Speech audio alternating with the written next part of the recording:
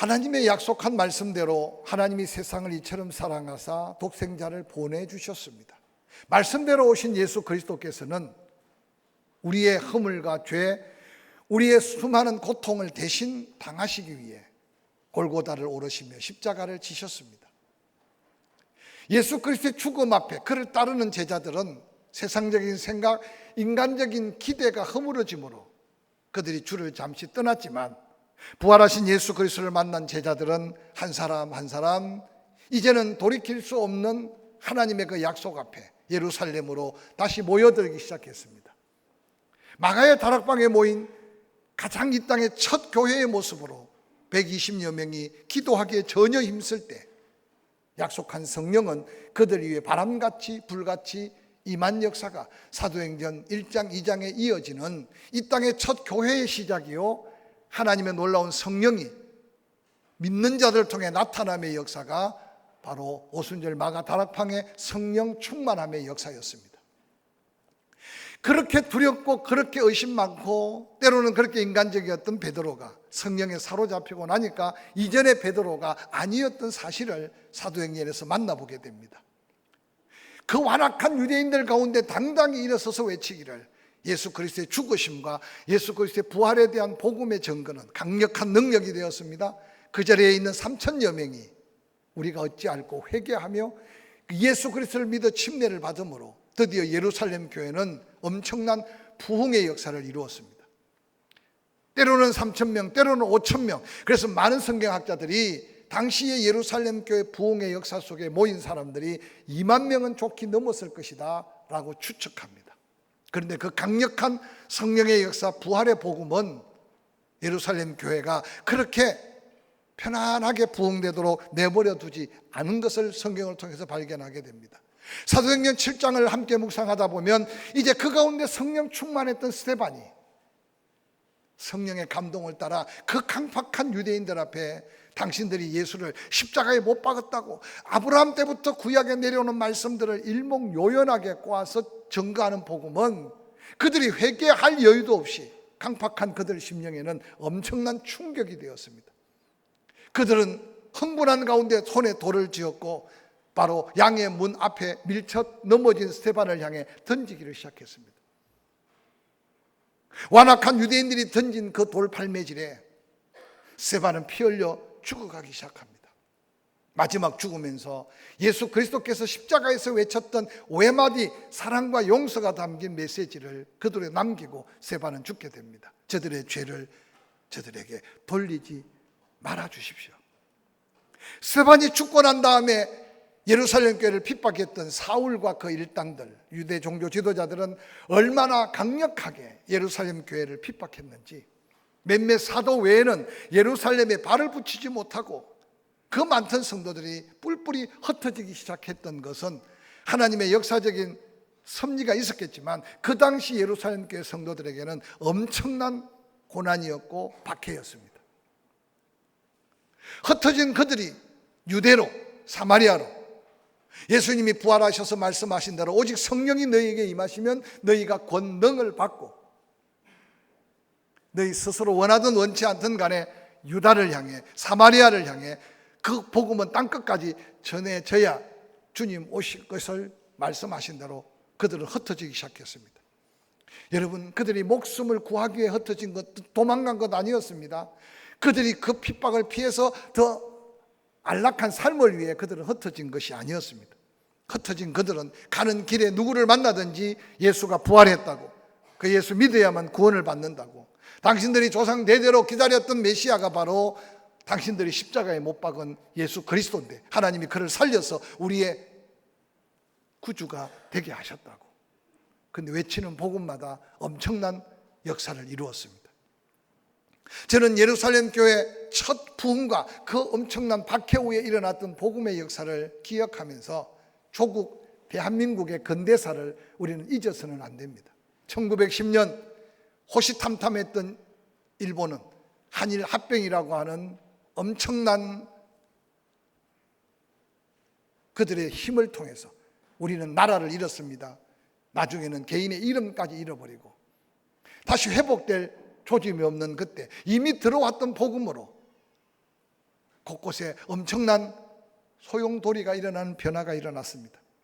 그 시대를 초대 대통령으로 지냈던 이승만 박사가 한국교회의 핍박이라는 책에 당시에 조선 땅, 우리의 선조들의 어떤 영적이고 심령의 상태를 소개해 주고 있습니다. 국민성을 드러내 보이죠. 우리의 많은 선조들의 국민성 가운데 첫 번째는 공포형으로 살았던 사람들이 있었다고 합니다. 관청의 관리들을 두려워하여 사대주의 정신으로 그들을 맹종하고 살았던 거죠. 또한 무조건 맹종했던 맹종행이 있었습니다. 일본의 지시에 따라 노예처럼 살아가는 사람들. 또한 일부분은 아부행도 있었다고 합니다. 일본인의 신복이 되어서 조선을 말살하는 일에 앞장섰던 매국노들이 이 부류에 속한다고 합니다. 그 가운데 네 번째로 도피행도 있었다고 합니다. 해외로 도피해서 그 엄청난 박해를 모면했던 사람들. 그런데 마지막 이승만 박사가 강조하고 싶어 했던 한국교회 핍박 속에 애국형을 소개합니다. 이 애국형은 일본 치하의 뱃을도 사양하고 돈과 자리를 주는 청탁도 거절하면서 스스로 옥에 갇히기도 하고 피 흘려 순교당하기도 했던 애국형 사람들. 그런데 그들 애국형이 대부분 다 예수쟁이였다. 그렇게 글에 표시하고 있습니다. 당시에 이 민족을 송두리째 잡아 먹으려고 했던 일본 사람들에게 가장 큰 적은 바로 예수 믿고 구원받은 예수쟁이였다고 합니다. 전 세계 기독교 역사 속에 짧은 기간에 그렇게 엄청난 복음 때문에 나라 사랑하는 믿음과 사명 때문에 옥고를 치르다가 순교의 피를 흘리고, 특별히 우리 침례교단은 원산 총회 본부가 완전히 몰수를 당하고 당시에 32명의 지도자들이 다 옥에 갇히고 그 옥고의 후유증과 옥에서 순교를 당했던 흔적 속에 오늘 우리 가슴 속에 복음의 구원의 능력을 덧입고 살게 되었다는 사실을 기억하시기 바랍니다. 그 이후 6.25 전란이 일어나서 온 세상이 다 그름더미 잿더미가 되어도 하나님은 나라 사랑하는 믿음과 하나님의 놀라운 은혜 안에 살고자 하는 믿음의 사람들이 곳곳에 마을마다 교회를 세웠고, 이제는 전 세계인들이 부러워하는 가장 마지막 때 주님 오실 일을 앞당길 수 있는 민족이 바로 우리의 조국 대한민국밖에 없음을 세계 신학자들도 또한 미래를 바라보는 수많은 하나님의 사람들이 고백하는 고백 속에 우리가 지금 이렇게 하나님을 섬기고 있다는 사실을 기억하시기를 주의 이름으로 간절히 축원합니다. 예루살렘 교회의 그 박해는 단순한 박해가 아니었습니다.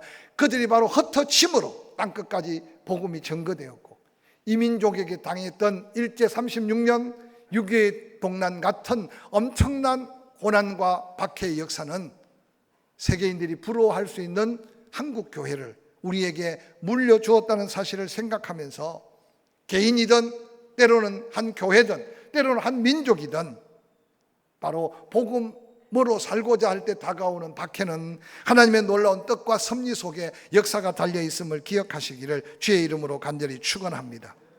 오늘 본문 사도행전 8장 1절은 그렇게 말합니다. 사울, 그가 스데반의 죽임 당함을 마땅히 여겼다. 그날에 예루살렘에 있는 교회에 큰 박해가 있어 사도 외에는 다 유대와 사마리아 모든 땅으로 흩어졌다고 소개하고 있습니다. 이전에 예수님이 십자가에 달렸을 때 도망갔던 제자들의 모습과는 달랐습니다. 8장 4절은 그렇게 기록합니다. 그 흩어진 사람들이 두루 다니며 복음의 말씀을 전파했다 라고 증거하고 있습니다. 그 가운데 오늘 본문 사도행전 8장 5절에 빌립이라는 사람은 사마리아 성에 내려가 그리스도를 백성에게 전했다. 사실 사마리아 성은 어떤 면에서 지리적으로는 북으로 올라가야 하는 길입니다. 근데 예루살렘이 더 훨씬 높기 때문에, 사마리아가 훨씬 더 낮기 때문에 예루살렘에서 사마리아로 내려갔다고 기록합니다. 내려가서 그리스도를 그 백성들에게 전파했다고 기록합니다. 빌립이 전하는 복음, 그 복음을 말로도 듣고 행하는 표적도 보고 한 마음으로 그가 전하는 복음을 듣고 따랐다라고 성경에 기록하고 있습니다. 흩어진 그들이 유대로, 유대 마을들이 얼마나 많습니까? 사마리아로. 그런데 그 가운데 특별히 빌립이 사마리아 성에 들어갔다는 것은 특별한 하나님의 역사를 기록하고 있음을 기억하시기 바랍니다. BC 722년에 북왕국 이스라엘 사마리아를 수도로 삼았습니다. 아수르의 멸망을 당한 이후에 그들은 하나님만 바라봤던 믿음을 저버렸습니다. 호네랑을 낳았습니다. 그러고는 우상을 섬겼습니다. 그래서 남한국 유대 백성들이 볼 때는 사마리아는 저주받은 땅으로 생각했습니다. 그리고 그들은 이미 하나님의 선택받음에서 떠나버린, 이제는 죄악 속에, 이단 사슬 속에, 아니 사단의 무리 속에 접혔다고 생각했습니다. 그래서 예수님 당시까지도 사마리아 사람을 만나서 대화하는 것조차도 죄악시 여겼던 유대에 살던 당시의 유대인들, 남한국 유다의 백성들. 그런데 오늘 놀랍게도 성령에 사로잡혀 하나님의 은혜를 덧입었던 빌립은 쉽게 아무나 가고자 하지 않던 사마리아 성에 가서 복음을 전했다고 성경에는 기록하고 있습니다.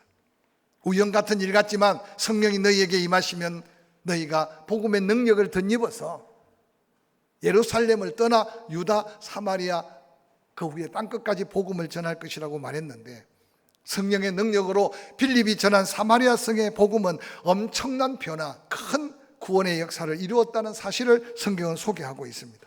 오늘날로 말로 표현한다면 빌립은 능력 전도를 사마리아 성에서 행한 겁니다. 복음을 전할 때 그저 소곤소곤 몇 마디만 해도 구원받는 사람이 있는가 하면 때로는 관계를 통해서 오랜 세월 신뢰를 통해 예수를 믿어가는 사람도 있지만, 때때로 강팍한 심령, 때때로 악한 원수 마귀에 짓눌려 있는 사람들은 강권적인 복음이 아니고서는 구원받을 수 없으니까 필립이 사마리아 사람들을 깨우치고 돌이키고 회개시키고 구원했던 것은 성령의 감당할 수 없는 능력을 그들에게 보이시며 전한 복음인 것을 기억하시기 바랍니다. 본문은 이렇게 이야기합니다. 사도행전 8장 7절, 많은 사람에게 붙었던 더러운 귀신들이 크게 소리를 지르며 나가고 또 많은 중풍병자와 못 걷는 사람이 나으니, 복음으로 인해서 그 사마리아 성, 저주받은 성, 그 어떤 기쁨도 찾아볼 수 없는 그 성에 큰 기쁨이 있었더라고 성경에는 기록하고 있습니다. 사랑하는 성도 여러분, 이 기쁨이 우리 안에 이미 임하였고, 당연히 예수 믿고 구원받은 우리의 가정에 이 기쁨이 넘쳐야 되고, 할렐루야. 아멘을 못하는 이유는 지금 뭔가 걱정 근심 속에 살아온 한 주간이 더 마음을 짓눌리고 있는데, 근심거리가 와도 걱정거리가 있어도 때로는 문제를 안고 있어도 하나님이 우리에게 주신 구원받음의 그 감격은 잊어버려서는 안 돼요. 저는 하나님의 은혜로 구원받은 우리가 모여 예배하는 이 성전 안에 교회가 이 큰 기쁨을 누려야 함은 하나님이 우리에게 주신 은혜인 것을 기억하시기를 주의 이름으로 간절히 축원합니다. 오늘 필립이 전한 능력 있는 복음으로 그 저주받고 버려진 것, 아니 유다에 사는 사람들만 그렇게 이야기 행하는 게 아니라 그 안에 사는 자신들도 돌아보니 옛날 옛적 하나님을 섬겼던 기억력은 다 사라지고 우상 속에 악한 귀신들이 득설거리는 그 저주받은 그 땅에 필립이 전한 복음으로 인해 그 성에 큰 기쁨이 임하였던 것은 엄청난 복음의 역사고 구원의 역사였던 것입니다. 그 엄청난 역사 속에 사도행전 8장 17절에 두 사도가 그들에게 안수하며 성령을 그들이 받습니다. 그곳에 시몬이라고 하는 귀신 들려서 점을 하고 그 빌립보 사람들의 마음을 다 사로잡던 그가 자기가 행하는 어떤 이적보다도 빌립과 그의 제자들이 복음을 전하면서 전하는 성령의 역사는 상상을 초월하니까 돈을 가지고 와서 그 능력 내게도 좀 파라고.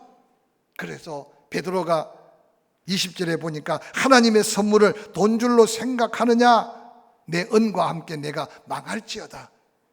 여러분, 그동안은 성령이 역사하기 전에 이 시몬이라는 그가 수많은 사람들의 마음을 도적질했고 영을 난도질했고 그리고 흑암에 쌓여서 살았는데, 성령의 역사로 복음이 전해지니 그가 엎으러져 그까지도 회개하는 역사가 바로 사마리아 성의 놀라운 구원의 역사입니다. 저는 이 말씀을 묵상해 가면서 오늘날 이 한국 땅에 여러분, 교회는 있으나 어떤 때는 그 능력을 상실하고 살지 않는가 생각해 가면서 다시 이전에 교회 중심으로 교회를 통해서 하나님의 선한 역사로 이 민족이 여기까지 하나님의 보호하심의 은혜를 입었다면 다시 한번 우리가 일어나야 하고 그 성령에 사로잡혀서 그 능력으로 살아야 할 때 우리가 한 시대를 살고 있다는 사실을 기억하시기를 주의 이름으로 간절히 축원합니다. 그래서 이 하루라도 성령의 감동에 조금 더 예민하게, 내 안에 이미 내가 구원받아 마음으로 믿어 입으로 시인하는 순간 내 심령에 선물로 주신 성령이 내 안에 과연 강력하게 역사하고 있는가 끊임없이 민감하게 살펴가면서 성령의 감동하심 앞에 한 걸음 한 걸음 순종하는 자리에 기뻐할 수 없는 사마리아 성, 은혜를 입을 수 있는 그 성에 임하였던 성령의 능력으로 전한 복음의 역사가 우리 삶에도 다시 한번 재현되어지는 하나님의 은혜로 인하여 내 심령의 기쁨, 우리가 누려야 될 가정의 기쁨, 함께 모일 때마다 더 큰 기쁨, 그것이 이웃에게 또 다른 큰 기쁨을 일으키는 하나님의 능력으로 역사할 수 있기를 주의 이름으로 간절히 축원합니다. 심각하게 앉아있는 옆 사람 쳐다보고 이 기쁨으로 충만하기를 축복합니다. 주여, 무슨 기쁨을 기대합니까? 힘들게 직장을 구해도 오랜 옛날이 아닌 옛날은 한 번 직장이 평생 직장이었어요. 근데 요즘 평생 직장이라고 생각하고 직장을 찾고 구하는 사람 많지 않아요? 내 이름으로 등기하면 그냥 죽을 때까지 내 것 같았는데 여러분 살아보니 그게 아니잖아요. 뭔가 더 풍요롭고 여유 있어진 것 같은데도 우리의 마음은 자꾸만 불안 초조하고, 환경도 집도 좋은데 단잠도 잊어버리고, 이전에 비하면 너무나 좋고 윤택한 여러 가지 상황이 많은데도 내 얼굴에는 미소가 사라지고 내 입에는 기쁨이 사라지고 마음에는 불안하고 살면서 더다시 뭘 기대하시겠어요? 저는 이 6월 한 달 우리의 선조들은 조국을 지키기 위해서 때로는 아직도 이름도 밝히지 않은 야산에 산화되듯이 자신의 젊음을 초계같이 던져서 오늘 이 땅을 지켜주셨는데, 하나님의 은혜 안에 누리고 살면서 우리는 조그만 작은 부담, 나로 인해서 뭔가 감당해야 될 사명까지 놓쳐버리고 방황하는 그리스도인은 없는지 한번 돌아보면서 저는 이 6월 한 달 끊임없이 기가 따갑도록 성령. 그래서 여러분의 그 성령의 놀라운 역사하심에 대한 관심과 기대가 오늘 빌립을 일깨우고 빌립을 통해 사마리아 성에 외쳤던 복음이 엄청난 충격과 도전으로 그 성에 버려진 영혼들이 구원받아 큰 기쁨이 더했던 그 회복의 기쁨을 함께 찾고 누려가면서 누구를 만나든지 이 기쁨을 전하고 이 기쁨을 나누고, 할렐루야. 그래서 우리 한 사람 한 사람 하나님의 은혜로 받은 그 성령의 기쁨을 전하고 나누는 곳에 더한 기쁨이 충만한 저와 여러분이 될 수 있기를 주의 이름으로 간절히 축원합니다.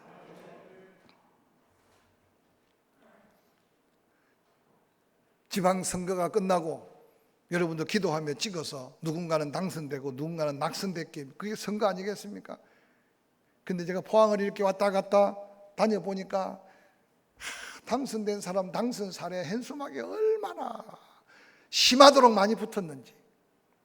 아직도 우리가 그런 정치 문화나 선거는요, 아직도 선진국을 못 따라가요. 미국이 다 좋은 건 아니지만 제가 처음 미국 가보니까 길을 가는데 길 모퉁이 같은데 그냥 이런 종이 하나 거기다 그냥 조그마한 말뚝을 박아 붙여놨더라고. 뭔가 했는데 알고 보니까 나 이 지역에 교육감으로 출마해서 나 이 지역의 일꾼으로 출마해서 그게 전부야. 마이크 들고 돌아다니는 거 없고 찾아오는 것도 없고 명함 하나 주는 사람도 없어. 그거 보고 이제 자기들이 뭔가 검색해서 투표하는 거예요. 우리도 많이 좋아진 선거 문화지만 그게 제 마음속에요. 야, 이건 아닌데. 우리가 그들이 정말 반듯하게 이 시정과 도정과 때로는 나라를 잘 섬기도록 기도해야 되겠지만, 다시 한번 우리가 깨달아야 되는 것은 세상 사람, 정치하는 사람은 정치하는 사람대로 사명이 있겠지만 하나님 앞에 선 하나님의 백성들이 나라와 민족, 도시, 우리가 살고 있는 삶의 일터, 직장, 사업장, 내 가정을 어떻게 하나님의 은혜 안에 이 큰 기쁨을 누리며 살아야 할지는 오늘 빌립이 전한 성령에 붙들린 복음이 아니고는 경험할 수 없다는 사실을 우리만이라도 새롭게 깨닫고, 할렐루야, 헛된 걸 구하고 헛된 걸 향해 달려가는 그들을 일깨우는 복음의 증인으로 다시 한번 여러분의 삶을 재정비할 수 있기를 주의 이름으로 간절히 축원합니다. 미국의 신학자 밀러라는 분은 이런 도전의 말을 남겼습니다. 예수 그리스도를 구주와 주님으로 영접한 그리스도인이 일평생에 약 6,000번 정도 설교를 듣는데요, 보편적으로. 여러분은 지금 5,900번 들은 사람도 있고 5,990번 들은 사람도 있을 거예요. 뿐만 아니라 8,000번 정도 기도를 하거나 기도를 듣는데요, 일평생. 뿐만 아니라 2만 번 정도 찬송을 부르거나 찬송을 듣는데 6,000번 설교를 듣고 8,000번 기도를 하거나 기도를 듣고 2만 번 정도 찬송을 부르거나 찬송을 듣는데, 중요한 것은 그렇게 믿고 있는 예수를 남에게 전하는 사람은 극히 드물다고 도전하고 있어요. 사랑하는 성도 여러분, 이 가운데 지난 세월을 돌아보며 받은 은혜, 하나님을 만나고 기적 같은 역사를 통해 오늘 내가 살아있다고 고백할 간증은 많은데 그 예수를 전하는 사람은 극히 드물다는, 미국 동네가 그렇겠죠. 미국 신학자니까. 그러나 이 말이 우리에게도 도전이 된다는 게 우리의 삶을 돌아보게 하는 메시지가 아니겠습니까? 미국 풀러 신학교의 유명한 교회 성장학 교수로 한 시대를 주름잡았던 피터 와그너 박사는 이런 말을 남겼습니다. 만일 교회 안에 전도에 열심을 내는 사람 5%만 있으면 그 교회는 반드시 부흥한다. 교회 부흥 성장에 대한 교수가 남긴 말이에요. 교회 성도들 가운데 5%만 전도에 대한 사명, 전도에 대한 열정을 가지고 전도하는 사람이 있다면 그 교회는 계속 부흥할 거래요. 여러분이 그 5% 안에 들 수 있기를 주의 이름으로 간절히 축원합니다. 오늘 본문에 빌립이 어떤 모습으로 전도했다, 어떤 전략으로 전도했다, 어떤 방법으로 전도했다, 전혀 성경에 소개하고 있지 않아요. 성령에 사로잡혀 하나님의 이끄심대로 갔는데, 빌립은 어떤 사람은 유대의 다른 마을로, 어떤 사람은 사마리아 지역의 다른 지역으로 갔는데, 빌립만큼은 당시에 유대 사람이 가장 죄악시하고 가장 저주스럽게 여겼던 사마리아 성으로 들어가서 그가 어떻게 복음을 전했는지는 모르겠어요. 성령의 이끌림을 받아 전한 그 복음이 그 성을 완전히 뒤집어 놓았던 이 사건은 오늘 우리에게 직장과 삶의 자리, 때로는 이도성에 살면서 거룩한 부담적 도전이 아닐까 생각합니다. 이어서 사도행전 8장에 그 엄청난 사마리아 성을 뒤집어 놓은 빌립인데, 갑자기 주의 사자가 빌립에게 말합니다. 일어나서 남쪽으로 향하여 예루살렘에서 가사로 내려가는 광야길, 그 길로 내려가 봐라. 우리는 그냥 성경에 쓰여 있으니까 쉽게 이해하겠지만, 지금 빌립은 예루살렘 북쪽 사마리아 지역의 사마리아 성에서 엄청난 복음 전도의 역사를 이루었어요. 인간인지라 우쭐하지 않겠습니까? 아마 빌립이 핍박 때문에 도망 나온 예루살렘이 집혔을 겁니다. 다시 가서 이 정도 복음, 이 버려진 저주받은 도성 사마리아가 이렇게 뒤집어졌다면 예루살렘도 뒤집어질 수 있을 것이라고 생각했을 겁니다. 그런데 성령께서 빌립에게 말씀하신 것은 예루살렘이 아니라 사람도 많이 지나치지 않은 외딴 길, 그것도 예루살렘에서 가사로 내려가는 광야길로 가라고는 그 말씀대로 빌립이 아무런 질문 대답 없이 그냥 그 길로 내려갑니다. 이미 그 길은 에티오피아의 간다게라고 하는 여왕의 국고를 맡은, 오늘날 말하면 대통령 비서실 중에서도 책임 있는, 권세 있는 자가 절기를 따라 예루살렘에 예배하고 내려가는 길에 그가 탄 수레니까 얼마나 좋았겠습니까? 그 수레를 타고 가는 간다게의 국고를 맡은 그 내시가 아니 하나님 말씀을 읽고 있는데 이사야 53장 말씀을 읽고 있었어요. 하나님은 그 영혼을 통해 이룰 하나님의 뜻을 위해 빌립에게 말씀하신 거죠. 아마 오늘날 저에게 말씀하셨다면, 하나님, 아니 그 에티오피아에 온 사람, 그 사람 한 사람이 중요합니까? 하나님이 택함 받은 유대에 사는 사람들이 더 중요하지 않습니까? 그것도 예루살렘에 지금 천지를 분별하지 못하고 도리어 예수님을 핍박하는 저들을 변화시키는 게 더 큰 일이 아니겠습니까? 충분히 말할 수 있어요. 근데 성경을 자세히 읽어보면 빌립은 이미 성령에 사로잡히고 난 다음 성령의 인도하심을 따라 성령의 이끌림을 따라, 그래서 빌립이 아무런 질문 없이 남쪽으로 향하여 내려가고 있는 모습을 성경은 소개하고 있습니다. 축지법을 쓴 것도 아닌데 간당의 국고를 맡은 그가 탄 수레가 얼마나 좋았겠습니까? 아마 빌립이 얼마나 열심히 추격해서 따라갔으면 한참을 광야길로 내려가니 앞에 수레 하나가 보이는 거죠. 그 수레가 보이자마자 하나님께서는 빌립에게 말합니다. 그 수레로 가까이 나아가라. 그 수레로 가까이 나아가라. 빌립은 하나님 말씀대로 사도행전 8장 29절 성령이 빌립더러 이르되 이 수레로 가까이 나가라 하시거늘 빌립이 그 수레에 가까이 가보니 세상에 이방인인 에디오피아 간닥의 국고를 맡은 내시가 두루마리 성경을 펼치고 읽고 있는 거예요. 읽고 있는 그 내용은 이사야서 53장 4절부터 있는 말씀인데 그는 실고 우리의 질고를 지고 우리의 슬픔을 당하였다. 그런데 우리가 생각하기를 그가 징벌을 받아서 하나님께 맞으며 고난을 당한다고 생각했다.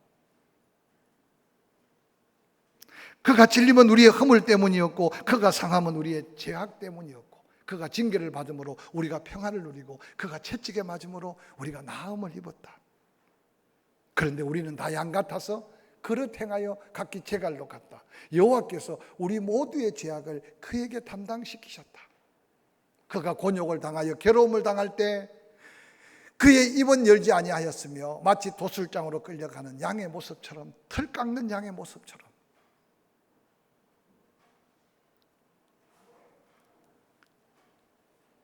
그는 곤욕과 심물을 당하고 끌려갔으나 그 세대 중에 누가 생각하기를 그가 살아있는 자를 땅에서 끊어지면